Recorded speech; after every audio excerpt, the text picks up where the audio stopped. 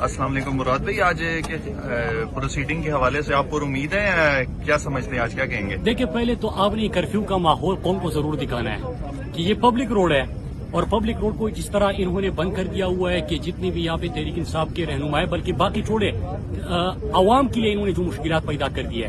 جب بھی عمران خان صاحب کے اوپر ایک جاری FIR کرتے ہیں، عمران خان صاحب کے اوپر یہ مقدموں پہ مقدمے بناتے جا رہے ہیں، اور پھر اس کے بعد کیا کرتے ہیں کہ پورے اسلام آباد میں کرفیو اور ماشاء اللہ جیسے ماحول بن جاتا ہے. تو پہلی چیز تو یہ ہے. پھر اس کے بعد آپ یہ دیکھیے کہ عمران خان صاحب نے ہمیشہ آئین اور قانون کی بات کی ہے. امریکی سازش کے تحت امریکی غلاموں کو پاکستان کے اوپر مسلط کیا گیا، اور دوسری طرف آپ نے قوم کا فیصلہ دیکھ لیا. روزانہ آپ جلسے کور کرتے ہیں، پاکستان کی تاریخ کے سب سے بڑے جلسے ہو رہے ہیں. میڈیا بلیک آؤٹ ہے، جعلی FIRs ہیں، صحافیوں کے اوپر قدغنے ہیں. جو صحافی ریجیم چین آپریشن کے خلاف بات کرے گا ان کو جیلوں میں ڈالو، ان کے اوپر تشدد کرو، ان کو ملک چھوڑنے پہ مجبور کر دو، تمام پولیٹیکل ورکرز کے اوپر FIR کر دو.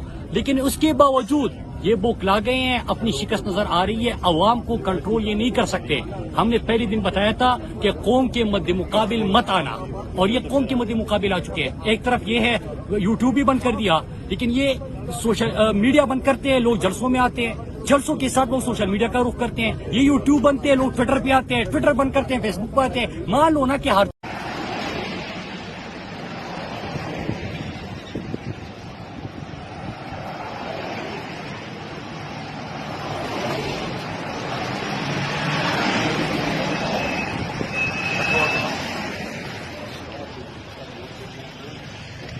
کیسے محسوس کر رہے ہیں آج؟